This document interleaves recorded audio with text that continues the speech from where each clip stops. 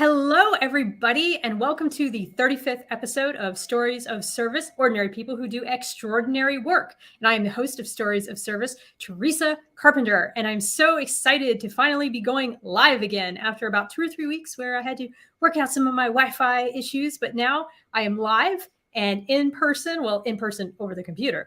But it's great to see you all again. I hope to see some of you guys pop up in the chat window. And I bring you another awesome guest, Jean Marie Sullivan. Jean Marie, how are you doing?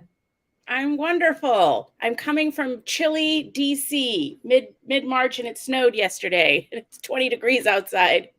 Oh God, yeah. Rosie Kaczynski sent me some photos, and I was like, ooh, yes. It is sunny here in Germany, which is nice actually. It is warm. It's gotten much warmer, but first, I am going to get into your bio, and then I'm going to just start asking you some questions. So, Captain Jean Marie Sullivan, she is the youngest child of a U.S. State Department Foreign Service officers. So, she spent most of her youth overseas in places like Saudi Arabia, Liberia, and Indonesia. She attended the University of Rochester under the NROTC program, Naval Reserve Officer Training Corps, and received her commission in the U.S. Navy in 2000. She has served at sea on missile-guided destroyers, an aircraft carrier, and an amphibious landing ship. Her most recent sea tour was as the 22nd commanding officer of USS Whidbey Island. Ashore, Jean Marie's assignments include the Director of Women's Policy for the U.S. Navy, speechwriter for the Chief of Naval Personnel, Defense Legislative Fellow to Senator Barbara Mikulski of Maryland. Mikulski. Thank you. And a special assistant to the 30th Chief of Naval Operations, Admiral Greenert. She served overseas in Naples from 2014 to 2016 as a special assistant to the commander, U.S. Naval Forces Europe and Africa, and commander, NATO Joint Forces Command, Naples. She was also a White House Social Aide to President George W. Bush. And today, she currently serves as the Joint Staff Director for Operations in D.C., and then next spring, she's going to go to the amphibious assault carrier USS Wasp as the executive officer. Wow, that is a lot. Thank you. So that is just amazing. I'm so impressed by you. So I think the first thing I just want to know is what was it like growing up as a child of a foreign service officers? What was that like? I think the older I get, the more I feel lucky and blessed to have had that experience as a child. I think it's made me a better American, a better officer, because my dad, I think, always kind of never knew what he wanted to be when he grew up type of thing. So he was always kind of searching for something.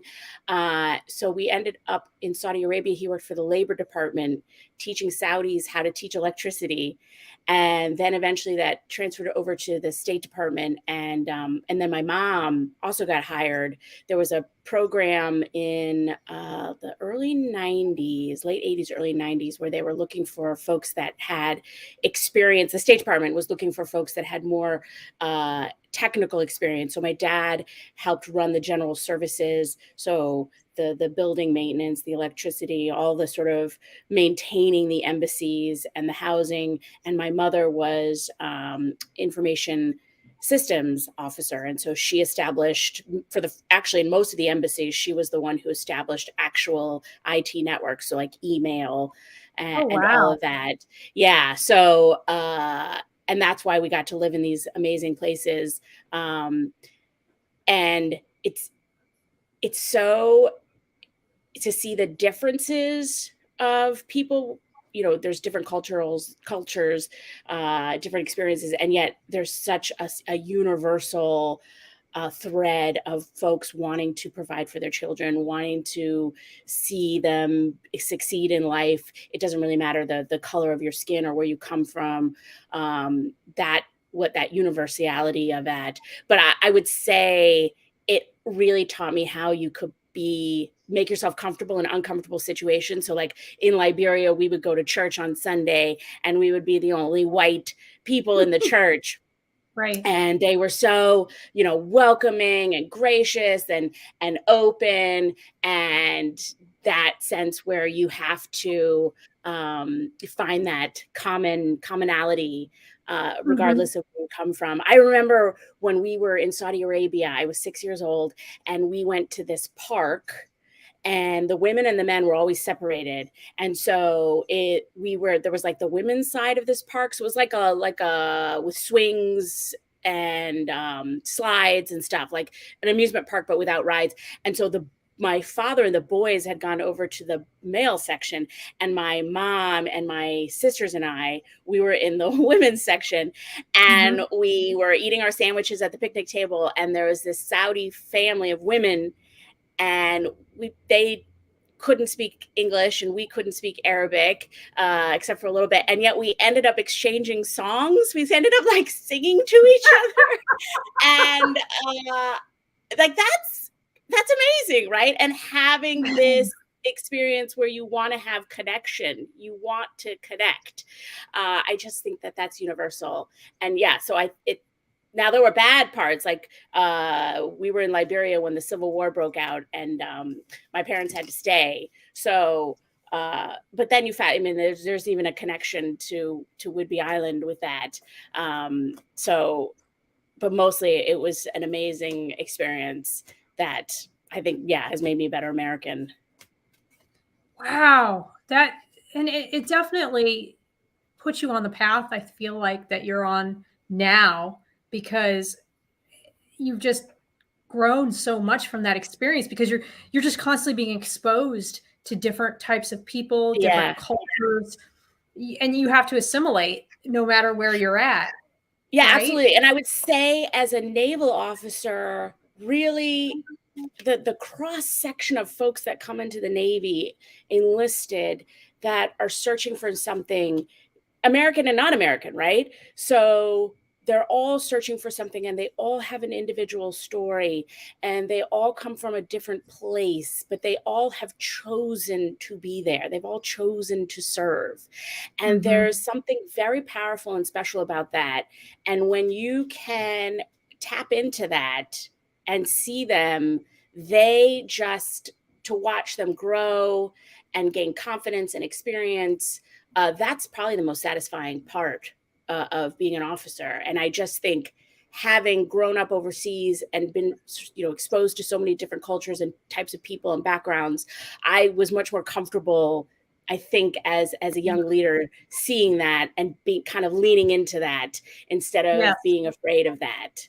So Right, because I think that sometimes we tend to just wanna stick with our own kind of people, and yeah, a lot of times it's we're not exactly. Someone just said you're adaptable, and it's true.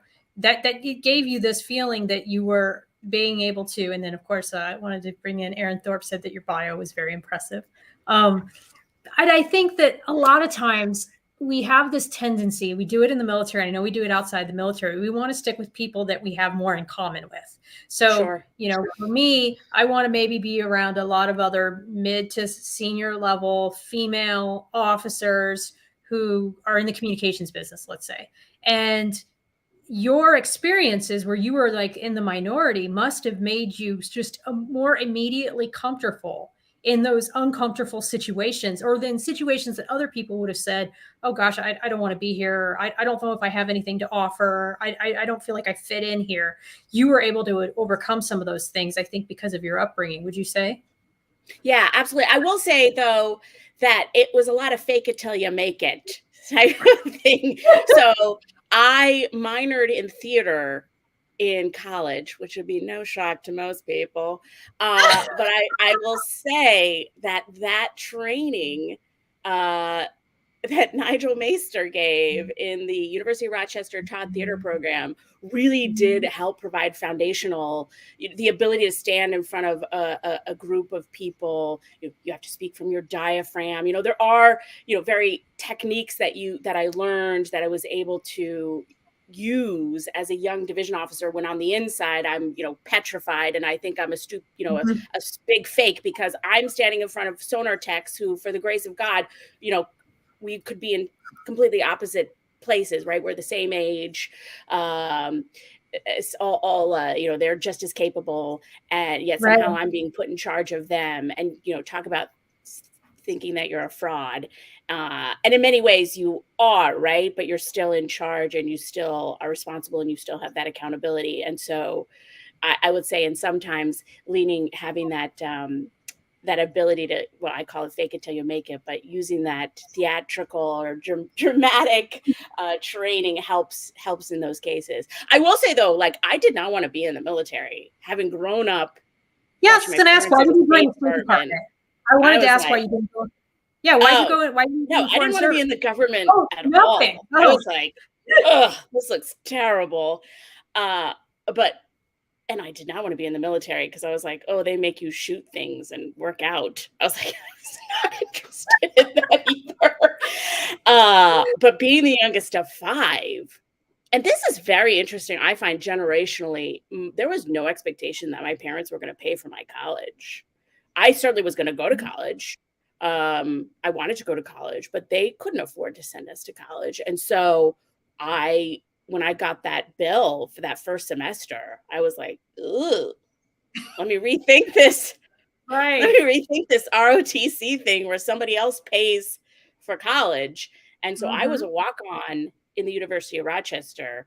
College, where you walk into the ROTC unit, and I applied my freshman year. So, and I was never going to stay in. I was always going to get out.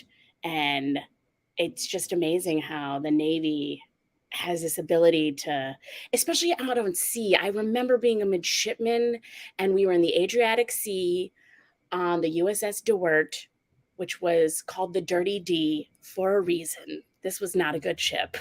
But I was up on the bridge at 3:00 in the morning, and you could see all those stars out there. And it's very magical. There's something very surreal and otherworldly about being out at sea when the rest of the world is asleep, and you are on this little, literally floating island. That was, I even to this day, I have a hard time like describing how exciting and amazing that is. And I loved it. I loved driving ships. So, and then the Navy kept giving me these chances. Yeah, the Navy kept like giving me these really, and I think as a surface warfare officer, I just had these like really cool opportunities. So I just kept being like, oh, okay, let's do that.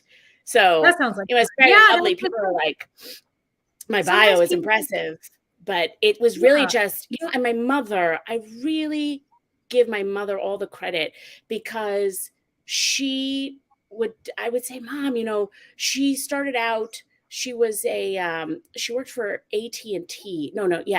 She worked for AT&T, and then she worked for IBM. And she worked at IBM when the computers were like the size of my apartment, and they had like the punch cards. Like, people don't even know what this is. Like, that's how you would put the data into and she was a computer programmer like at the beginning.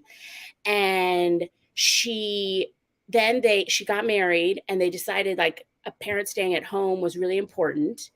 And so she gave that up, and 5 kids later, and I remember being 6 years old and her coming to me and saying, Jean, I want to go back to work. And she wanted she wanted us to be okay with that. I think she was feeling like that mom guilt that I think women sometimes feel. She wanted me to understand.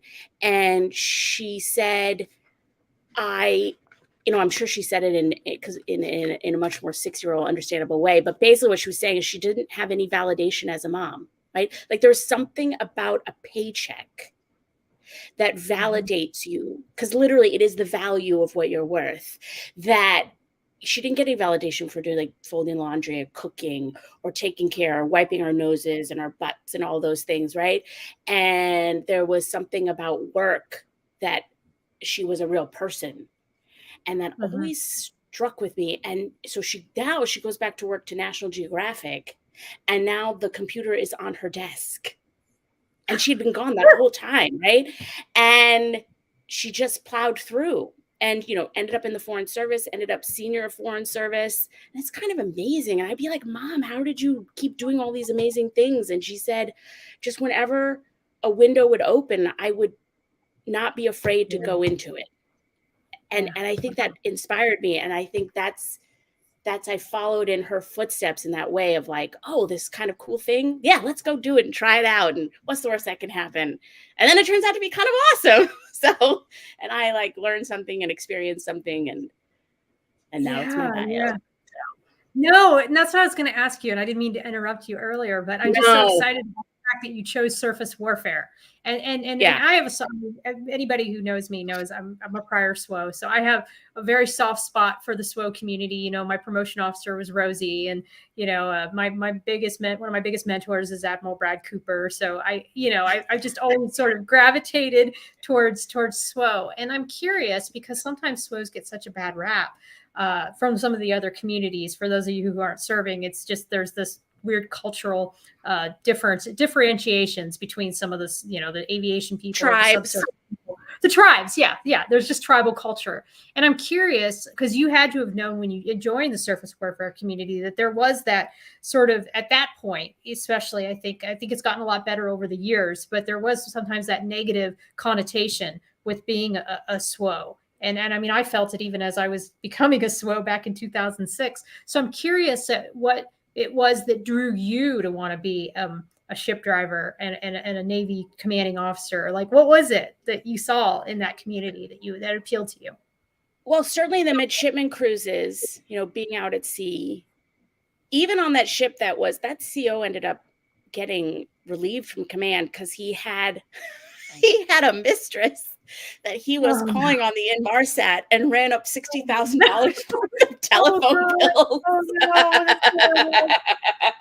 So that guy. So even on this ship, which was like not well run, there was something about being out at sea. But I've always been like, okay, if I'm going to be in the Navy, then I want to be, I want to be in the band, and I want to be on the center stage. Right. Like, and I don't want to sound like, you know, I love the PAOs and all the, I don't want to be a groupie.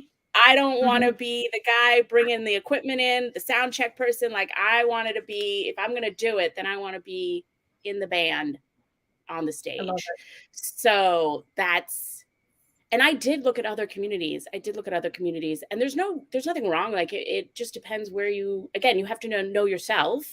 Right. And then accept that and then pursue those things. So there's nothing wrong with transferring. I looked at lots of different communities, but I always went back to, I don't know, like, center stage, Mick Jagger, that kind of thing. Ridiculous. That's why I've always been drawn to technical jobs. Like, you know, I've never been even though I'm really, and this is a little different right now at this moment in history and in time at UCOM, but typically I've never been a person that wanted to be at the staff level for the same reason. I've always wanted to be like, where's the operations happening? Where are the tactics going on? Where are we interacting with our partners overseas? And you see that as a ship's commanding officer. You get to go into these ports. Tell me a little bit about that for the people that don't understand what it's like when you're on a deployment and you get these port visits, like what that experience is like where, okay, now you're going to pull into this foreign port and it's not just about your ship anymore. It's now this entire diplomacy mission. Tell me a little bit about what that was like for you. Yeah, I will say so. For Sherman, which was my first department head job, I was the operations officer, and we deployed. We were the first U.S. warship to circumnavigate Africa. And so just talk about an amazing deployment. And so we did a little stint up in the Black Sea. So like we pulled into Odessa. We pulled in Sevastopol, which is like right near Odessa. And that had been a closed city during the Soviet era. So to see it, it was really amazing to see the population they were all still like crazy teenagers, experiencing openness.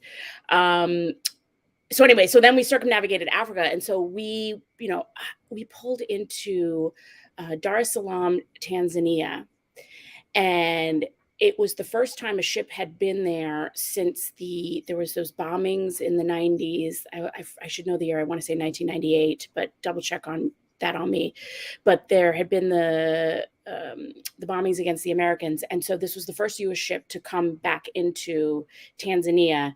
And we pull up like it's a, we get pierside, I should say. We get pierside. And it's a lot of times like you're not quite sure about the pilot. The harbor pilot can be, it can be very iffy. You're hoping that the actual depth on the chart is correct. So it's like a lot. It's very stressful. It was very stressful, I'm sure, for the captain. But there's a band. The Tanzanian military armed forces had come out with a band on the pier, and I'm the operations officer, so I'm out topside because my bosun mates are responsible for putting over the brow and then securing it. And so I had then he was BM1 Hamza. They put the brow over, right? You crane it down, and then goes across the brow to secure it. And this Tanzanian comes up to him and puts out his hand and says, "Welcome home." And Petty Officer Hamza kind of like looks taken aback and is like, "What's happening here?" And the Tanzanian says, "Well, I can tell you're from such and such a tribe." And then later on, when I talked to BM1, he said, "Well, I knew my father had been he knew on his father's side, whatever, great grandfather had been captured and enslaved and had been sent on a slave ship to America from that region of the continent." How did this guy know this? So he because his facial features, and then they come in, then they find out, the Tanzanians find out that not only is he from this area, but he's Muslim. They lost their minds. He was on the front page newspaper. He was talk about forwarding unplanned, right? This is a PAO's wildest dream. Oh yeah, right? It is totally unplanned. But talk about sending. What is that message we want to send? You can be American and serve in the military and be Muslim and love your country and still have pride in the place you come from. It was so powerful. And I remember another time we anchored off of Mozambique, and it had gone through a terrible civil war. It had been a Portuguese colony and had gone through a terrible civil war, and it just kind of is coming out of it. And we had to anchor off, and we took Liberty boats into the town. And I remember coming back on the Liberty boat and hearing these sailors behind me talking about, they're like, "Yeah, in America, you just think Africa is just that, what is that where you have to call where you want to sponsor the starving child, all of those infomercial, the whole idea of Africa is just, starving kids with the flies flying around them." And they were like, "Yeah, this is like a real city. This is like a place and they just had a completely different experience, which they were going to take back for the rest of their lives. So the ability for the Navy to go around the world and go places where we normally can't go and be able to do it in a way where, yes, we're projecting American power. There's no doubt about it. But we're also projecting the American way of life, which can be more powerful than any weapon system. And I think, they talk about when the Comfort went to Indonesia after the tsunami, did more to change. They did the polling before and the polling after. You talk about that's the most populated Muslim country in the world is Indonesia, and they can show by the polling the different change in attitude merely because the Comfort came and brought dental care and eye care. So it's incredibly powerful about what I think the Navy can do, and what's exciting about pulling into these ports. And sometimes the force protection stuff I get frustrated with, because of course it was like I was in the Navy, just a little bit before 9/11, but having the ability for folks to just get out into the community and explore and see and have those connections, those encounters. We lose that sometimes with the Liberty protocols.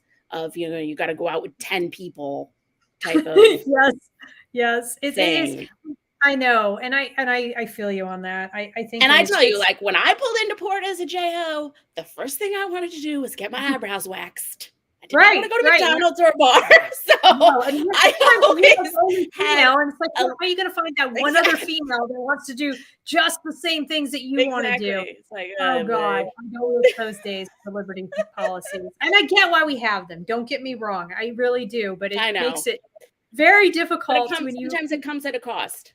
It does, and I think does. Yeah. So. Yeah, but I definitely feel like overall the experiences that we in the Navy get, the traveling to the ports and seeing firsthand operations from sea is such a unique experience that I think a lot of the other services don't necessarily get to see in the ways that we do. And I'm curious, when you were selected to become a commanding officer, how did you feel? Like, were you nervous? And then were you here? Yeah. And somebody else just said this too. And I agree. Great point. When you go into port, you are the best representation of who we are as a country. That really is. I think most sailors get that and they embrace that. And you're going to have the dummies, and then you have to hold them accountable. I think most people, that's why they join. That they're excited to do that and be a part of that. Right. So. Yeah, no, I think that's what draws a lot of people to serve in the Navy. I know for me, even, it was the idea that I felt like in the Navy, I was going to travel in a way that maybe I wouldn't have the opportunity to do in other services. So I definitely feel that. So I want to get into being a ship's commanding officer, because even now there are still very, very few female commanding officers. And I don't like to always bring out or play the woman card, but I do want to say, like, when you're taking on something like that, when there's just not very many people who've done it before you, how did you feel about taking on that role? And were you nervous? It was the culmination of 20 years of all the experiences, all the doubts, all the wins, all the good leaders I watched, all the bad leaders I watched, where all of a sudden I was able to synthesize, and I wasn't afraid, right? It was really amazing. And I have to tell you, doing XO really helped, because that was a very challenging assignment for me. And then when you become a commanding officer, because I had a lot of doubt being XO, especially because I'd been away from sea duty for 6-7 years almost. So it was like a long time. I'd been in DC, and then I went to Naples. So I got to really do cool things, and I don't regret those experiences, but it was a long time since I'd been from the waterfront. I was like, I couldn't, like, which end of the ship do you salute to get on board? Kind of like, So XO, I was very nervous, and I just had a lot of self-doubt. And then I worked through those, and I stepped on board the Whidbey Island, and it all clicked. And I will tell you, it clicked in the way where I was no longer afraid to be Jean Marie Sullivan, the short woman with curly hair who smiles a lot, right? I just embraced the quote unquote feminine side of me, but who you are, right? Like, it doesn't matter if you're a male or a woman, whatever it is, you have to, whatever it is that makes if you you're going to be an authentic leader, you have to be authentic. And that means you have to really be comfortable in your own skin. And so that's what I decided to be. And it was great. It was wonderful. It was everything I wanted it to be. It was extremely challenging.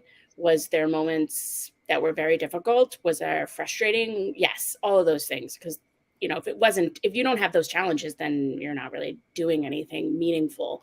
But that connection with the sailors who just really want to be led.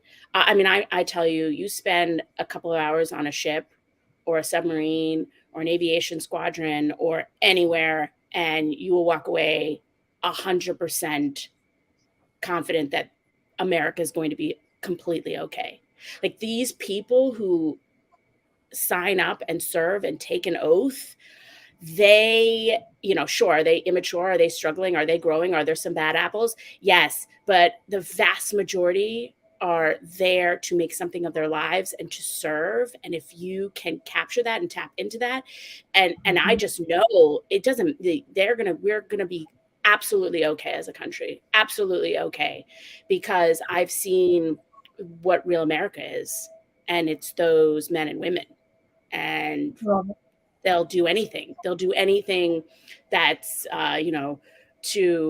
if you can explain and capture and lead them, they will do what's necessary to. And I was always honest, like to them, like to the degree of the ship will go down if it has to, right? If that is our mission to go over the horizon, it's never about trying to rainbows and ponytails or whatever. No, it's about this is a warship that goes to sea to fight and win.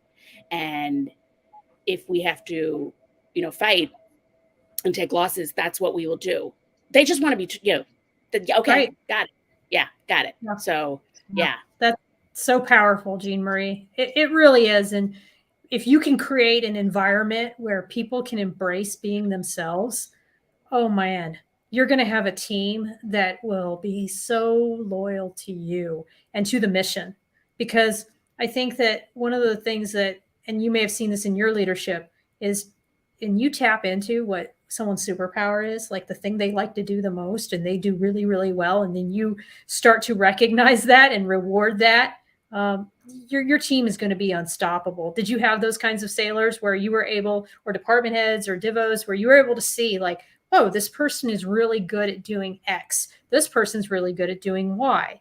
And they enjoy doing Y. They always come to tell me at a meeting that they're working on Y. So that might mean that they've got a proclivity towards Y. How did you manage that and tap into people's talents? It's a great question. I think, yes, you have to get to know them and you have to accept the limits of folks. So, and then, so I will say it's a double-edged sword. So, Admiral Ann Phillips, I worked for her when she was the Commodore of Desron 28, and she gave me this great fit rep debrief. So this is like our fitness report, our annual report. She said, Jean, you have a great ability to create teams, and they're very loyal to you. But when you're on the inside, right? If you're on Jean's inside team, it's great. But if you're on the outside, oof, it can feel not so good, right? And I thought that was really very astute. And I took that to heart in the sense that I always wanted to have, well, like if you don't measure up, like if I didn't think that you were good enough, or you were trying hard enough, or you were smart enough, or you were not going to be on the inside. You were not going to be on the inner circle, I should say, right? I didn't want to make you part of my team because I only wanted the best. I see.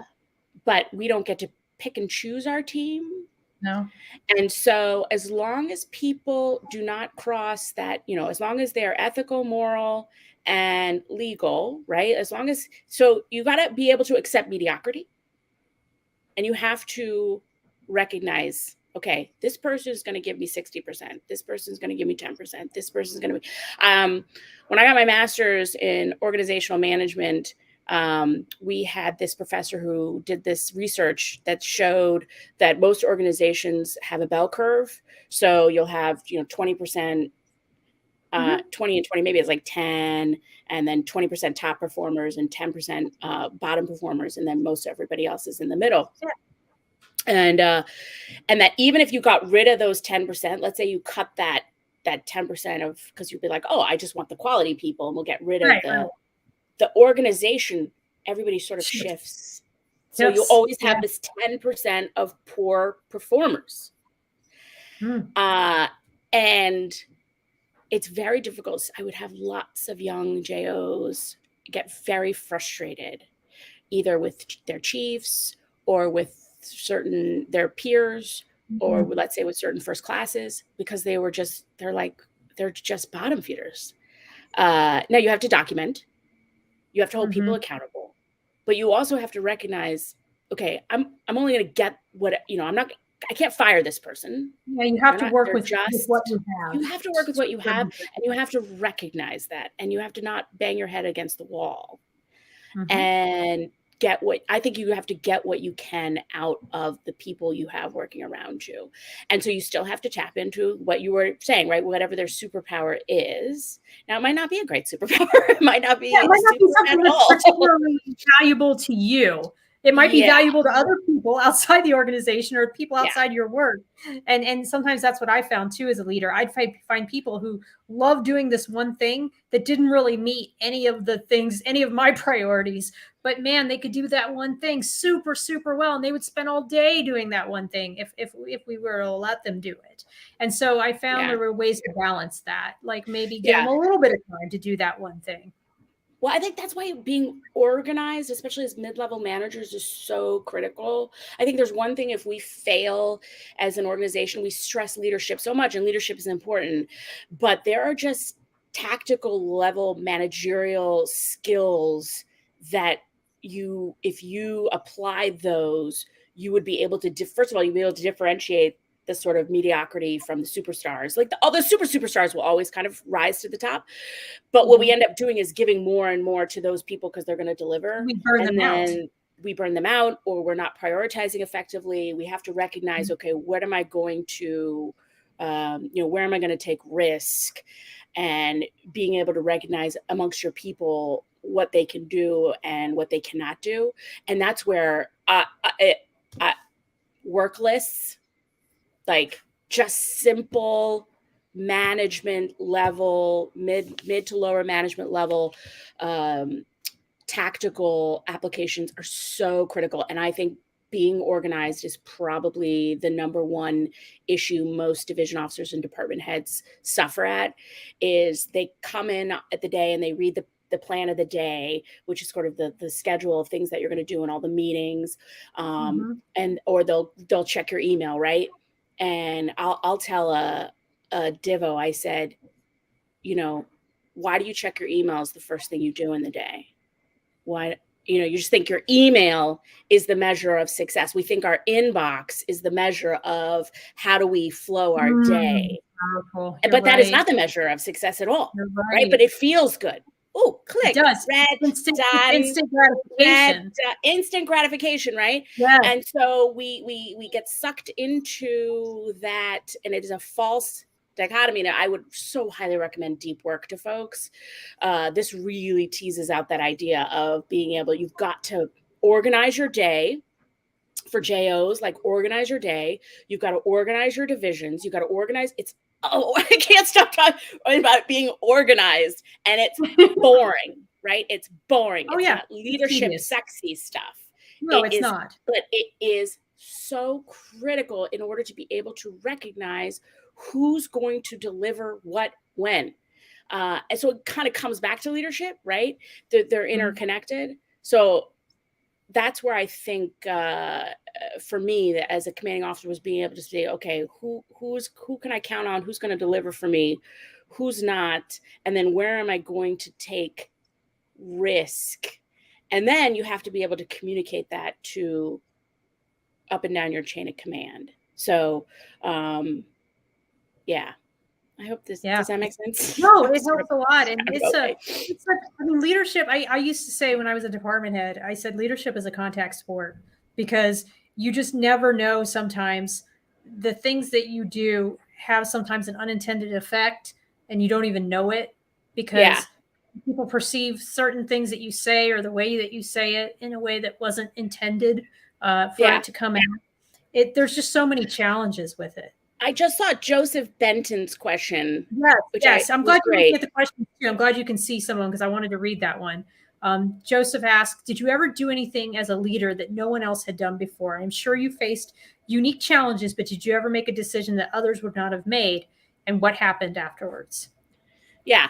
So I think the hardest part, especially as you move up in the ranks, is to develop trust. Right? Because so you have, on board a ship, your most junior sailor does sounding, what we call sounding and security. Your most junior fireman has been in the Navy maybe 8 months, right? That person is responsible for going around and checking valves, temperature readings, spaces for flooding, and they got their little thing they fill out, and we got to trust that they're doing that at 2:00 in the morning instead of sitting somewhere and filling it out, but not actually going around and checking and playing on their phone, right? How do you engender trust up and down the chain of command? Well, you can do it a few ways, right? I had a CO once, I thought this was very clever, where he would go down to one of the lower spaces on board a ship and he'd leave a little sticky note saying, "Come see me, CO," right? And so he'd know if no one ever came and saw him that person did not check that space, right? Ah. So that's clever, right? That is clever. But so there's negative reinforcement and then there's positive reinforcement. So I think you've got to be able to use both, right? It can't, again, it cannot all be like cookies and rainbows. Right. You have to hold people accountable with negative consequences. But one of the things that I did that I decided this might help engender trust was to answer Joseph's question with this long roundabout way. When I was stationed in Naples, Italy, if you were in the continent of Europe, you could go anywhere inside that continent and it was liberty. You did not have to put in leave. Because, flights were so cheap. It was like you would just use up all your leave trying to travel around Europe, right? Like it totally makes sense. So I came back to the ship and in Norfolk, and probably most commands have this, where this like 350-mile radius for their, like if you're within a certain radius, a distance from your command, it's called liberty. So liberty is where it's just free time off. So weekends are liberty, holidays are liberty. You can give liberty, right, as a reward, and that's free time off. And then if you take time, you get leave, 30 days of leave.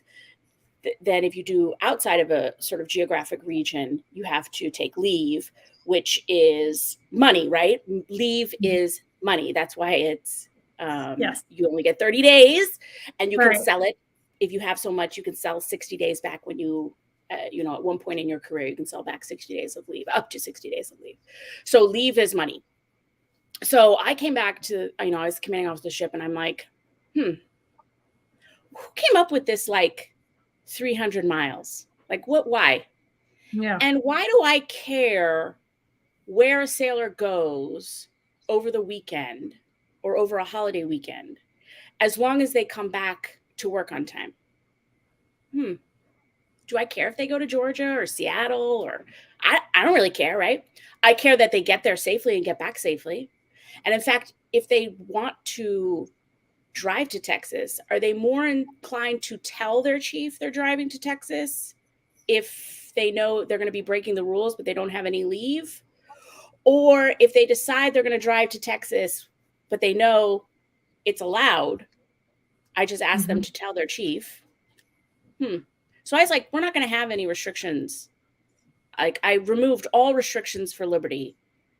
And people are like, what? How can you do that? Right. What if they don't come back? What if they decide to go to San Francisco? I was like, okay. Yeah, I've never heard of that. I trust that they're going to do the right thing. I trust that they're going to do the right thing. And because I trusted them, then it's like a little seed, right? It's like a little, it's sort of like, I hate to use the word cancer, right? But it starts to affect people. Like if you have to trust people and if you want them to trust you, you have to trust them first.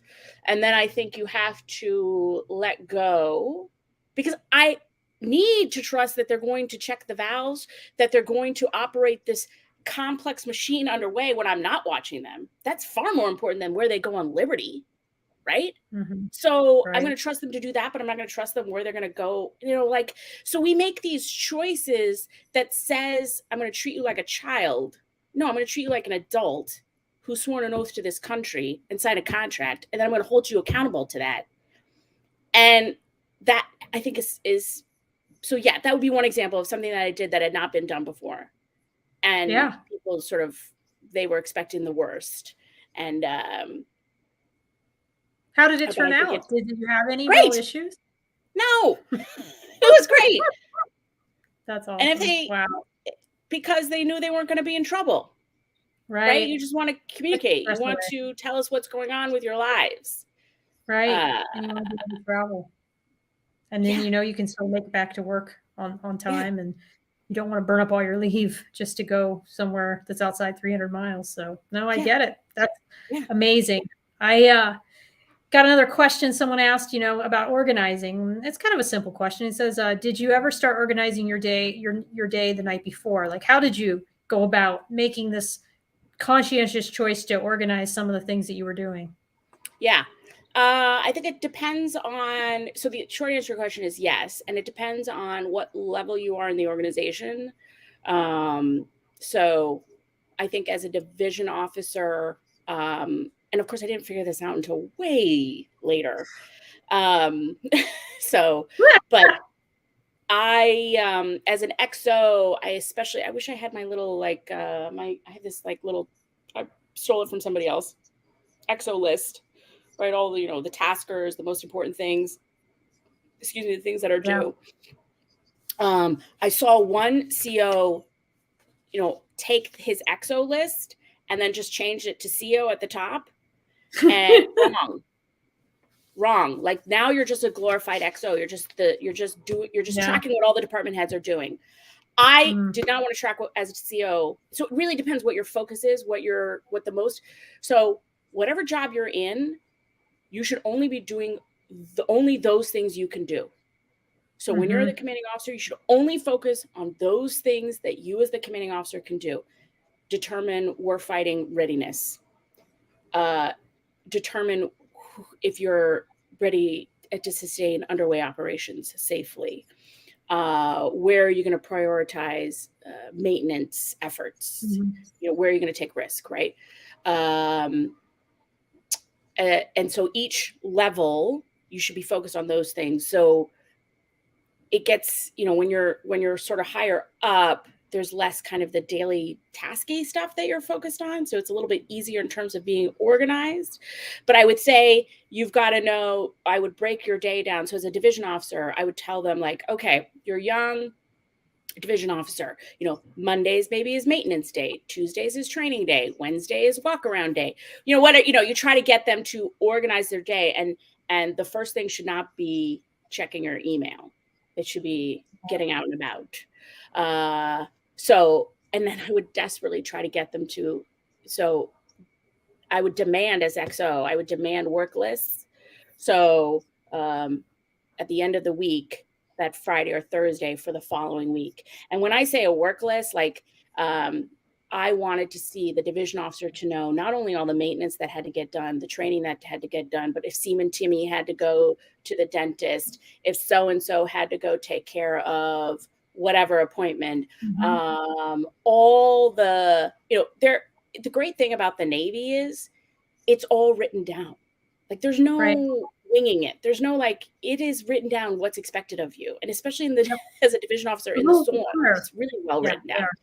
So it's and then you just have to take that, but it's hard to write it all down and then be held accountable to that piece. But yeah, I mean, especially if you're a department head, you should be just thinking about not next day, what I'm doing next day, but what am I doing next week? What am I doing next month? What am I doing in 3 months? That type of flow of organization is critical. Yeah.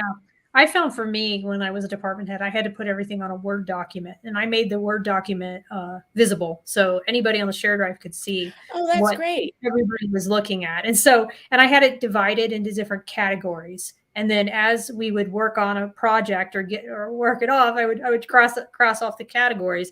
And then we also had a spreadsheet tracker because we ran a lot of product in public affairs, and it just got too overwhelming if we didn't know exactly where product was, who was looking at it, where it was getting approved at. So we had a couple different ways that we were able to track things. But yeah, I agree with you that. But you did that through trial and error, right? Like, there's no. Oh, yeah, I didn't have to list it first, and I would just ask about things. Yes. Yeah. And so I think a lot of folks who are not maybe inclined or don't know, they really struggle. And the reason they struggle is because they're just not organized. Right. And it's not, I think there's actually ways we could be 7 habits of highly effective people or something. Like we could be training folks how to do this. Note to self, I probably should think about Oh, and how we to should have run this. software. I mean, really. Oh I bet in corporate gosh. America, there's probably some kick-ass software that lets people track Yeah. tasks in a way that, I mean, I know that Outlook has these little taskers. I think I was at one job where someone tried to use like the tasker system on Outlook, but I know Yeah, it's not very good. Well, I was an ensign. They gave us all Palm Pilots and told us this was the future. We're all gonna have our organized on Palm Pilots. Yes, So yes. it's not the tool, right? It's just Right. the application, probably. Yeah. Yeah. Yeah. It's Okay, this is and so then not interesting to people, though. no, I think it is. I mean, I think that leadership is all about some of these nitnoid details that a lot of Yeah. people don't really understand. I mean, everybody wants to be a leader, but then when you really start talking about what is involved Mhm. and what you have to do as a leader, people realize that it's not all sunshine and roses and getting to be in charge and having the say and being the boss. There's so much more to it, and John Dittmer, we all know John, he says, I wish Yes. that we Hey, had more John. time on this in S.O.S than filling out supply requisitions. Yeah, I mean, it's definitely something we don't spend a lot of time about. And I bet you, even those of you who are watching this broadcast or listening to it in corporate America, I don't feel like even in corporate America, we really do a good job of breeding good leaders. I just don't think that leadership is emphasized enough. And that's why we're having all these conversations now about toxic leadership. And so I wanted to ask you about that, because I just listened to a Lean on Navy session that I know you were in on, and I thought it was really, really well put together. And I'm curious, I don't think that toxic leadership is anything new, as they were saying. It goes out throughout history. We've had it. But there's been more conversations in more recent times dealing with toxic leadership. But I think that the core issue of toxic leadership is people who don't know how to lead, people who may have had adverse childhood experiences or whatever trauma in their lives that they just haven't resolved yet. And they take that into the workplace. And unfortunately, when they have those things, it infuses the entire team. And I'm curious, from your perspective, when you've been able to identify somebody on your team who is being toxic or being disrespectful, but they're nothing but amazing to you and they're great for you and they're a high performer. I mean, that has had to have happened. And I think that's one of the hardest parts about toxic leadership, is that they know how to impress the people above them, but then the people beneath them are seeing a different person. And I'm wondering if you've ever had that experience and how you handled it. I'm trying to think if they were toxic. So I've definitely had officers who were like that, who, of course they're like great to the captain. Right.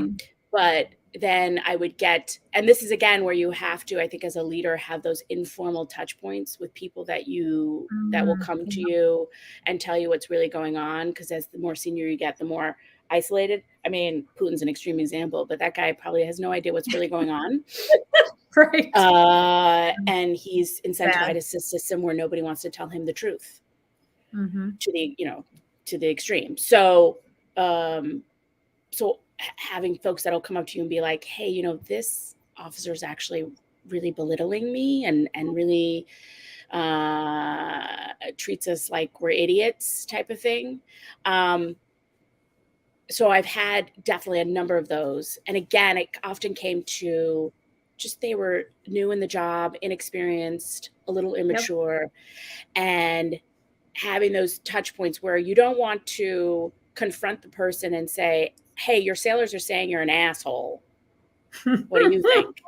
Right. Because again, you need this person to continue to do their job, and he was very, very effective as a job and perform, right? But you do want to address the situation with them. And so I think having those honest conversations, it just goes back to being honest, right?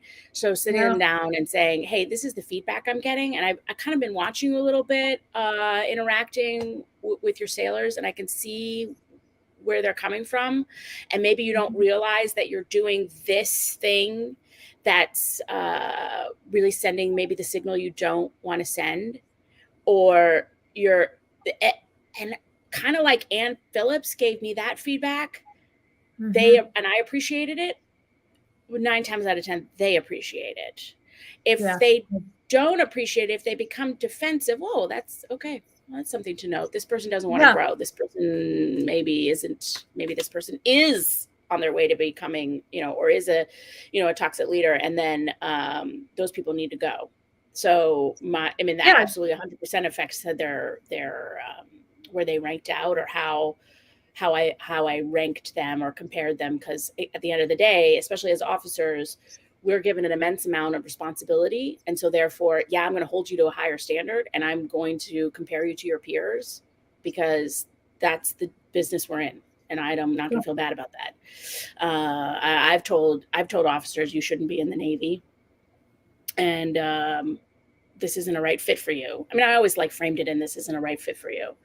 I've worked in the XO job I talked about, where I worked for, I think he was absolutely a toxic leader. That was a real struggle where, and I think that's the one I brought up to in the lean on session, where to this day, I really am like, did I do the right thing? Did the person cross? Is it illegal, immoral, unethical? And that could be very gray. That can be very gray. And it's, so that's challenging. But I really appreciate what Admiral Richardson said, where he was like, often we probably should address these things sooner rather than later. So, but I can't think of a toxic leader I worked for that was awesome to me, but because most people, they're not that good. They're not that great an actor, right? They're just, we reveal who we are. We reveal who we are. We do. And if you're somebody who watches the way people act, you can see a lot of those things. I think that being a leader is something that so many people aspire to do, but not very many people, I think, can do it well. And do you think people aspire to be leaders? Do you think so? I think people aspire autonomy. I think everybody wants the ability to be able to be self-directed. They want the accoutrements. I've seen this a lot too, where especially enlisted folks that become officers, and suddenly they're like, oh, wait a second. This is a lot harder than I thought it was going to be. I thought I was going to get to eat in the wardroom with real silver and china. And wait, what?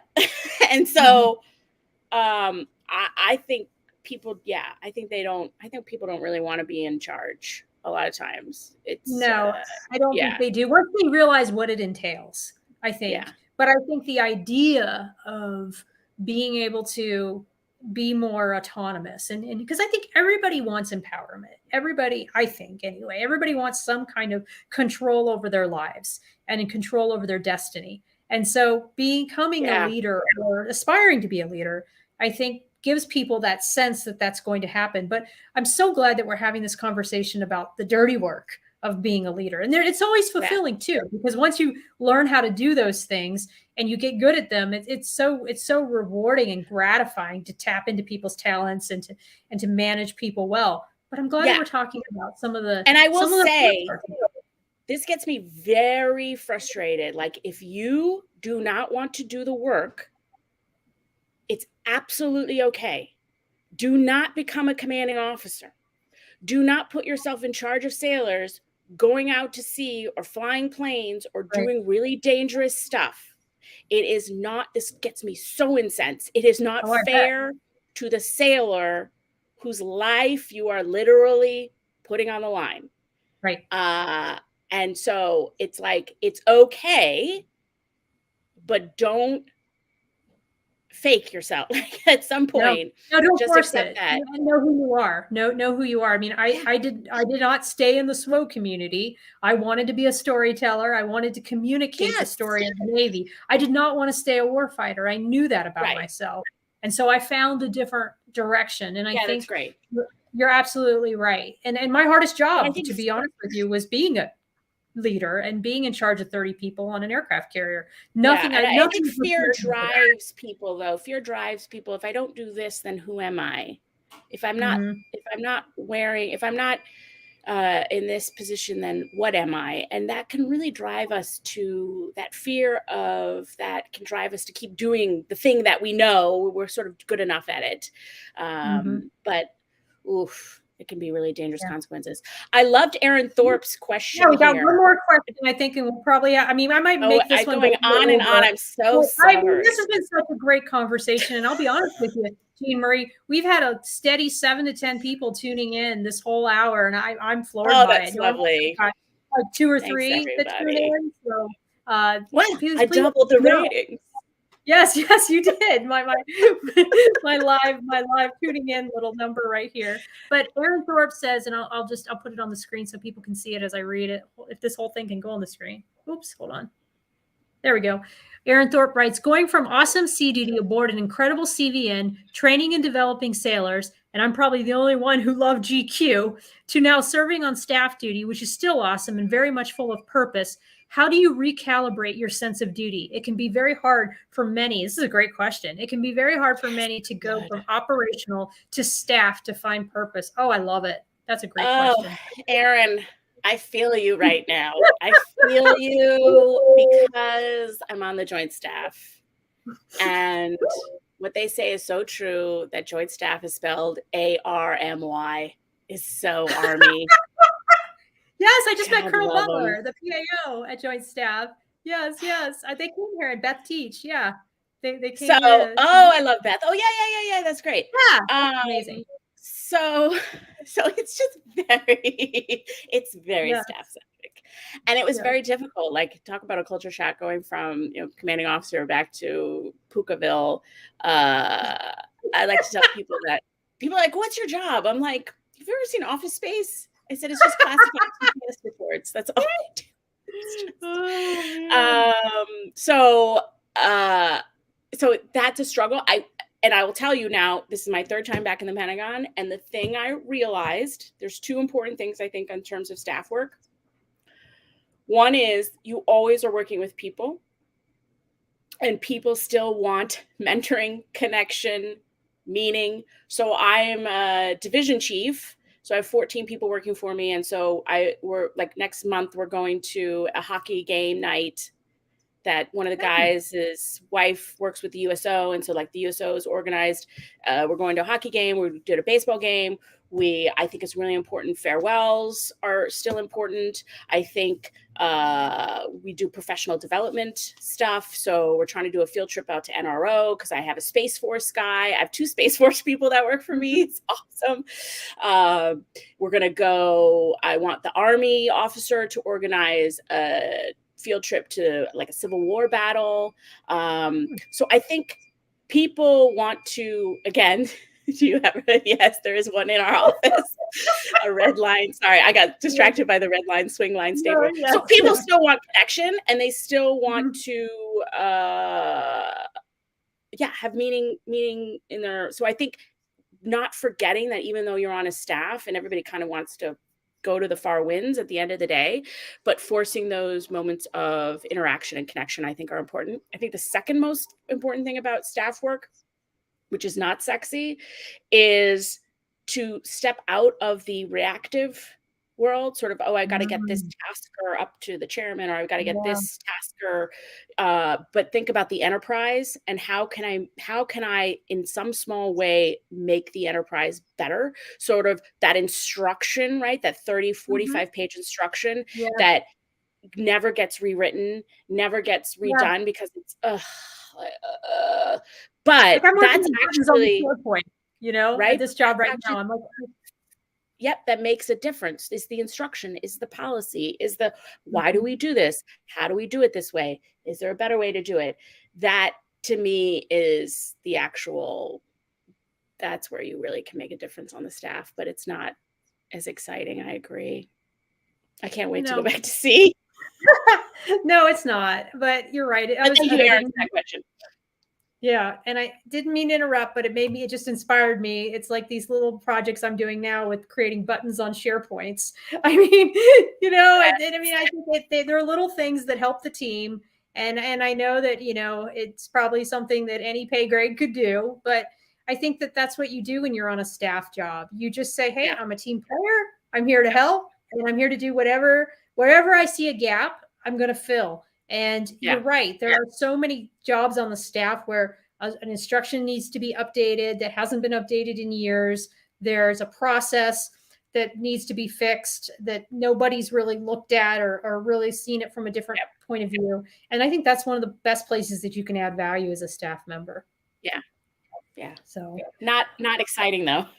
No, I know. It's like I said, I'm shocked that this podcast, at least the live version, is doing so well when we've been talking about boring office stuff. But I guess people can relate because a lot of us, we all have those things that we do in our offices that aren't always fun and glamorous, but we do because they help the team, and they make the team thrive, and they help the mission. So, Jean Marie, this has just been such a pleasure talking to you. There's still a ton of comments in here, and I'll have to go through some of them later on mostly LinkedIn. So a few of them I think are from my Facebook, but absolutely, Beverly Albert, please do share this podcast with your son, who is the CO at the amphibious base, North Island in California. So he's commanding us there. So yeah, we would definitely love for you to share that. And any closing thoughts or anything else you'd like to add? Be not afraid. Don't be afraid. And if there's something that you want to change or do, you'd be surprised how many people will follow in your lead if you just do it. Absolutely. Don't wait for someone to give you permission. I love it. I love it. All right. Well, here, just stay on the line real quick. Meet me backstage. Yeah. But okay. Thank you, everybody. Thank you so much for joining us tonight. I'm so glad we got to do another live. Hopefully we'll get to do more of these while I'm out here. And I look forward to seeing you guys next week. I'm going to be trying to do these every Sunday now, since my weekdays are a little longer now. So I'll try to get one in on Sundays. But have a great night, and I'll talk to you guys later. Bye now.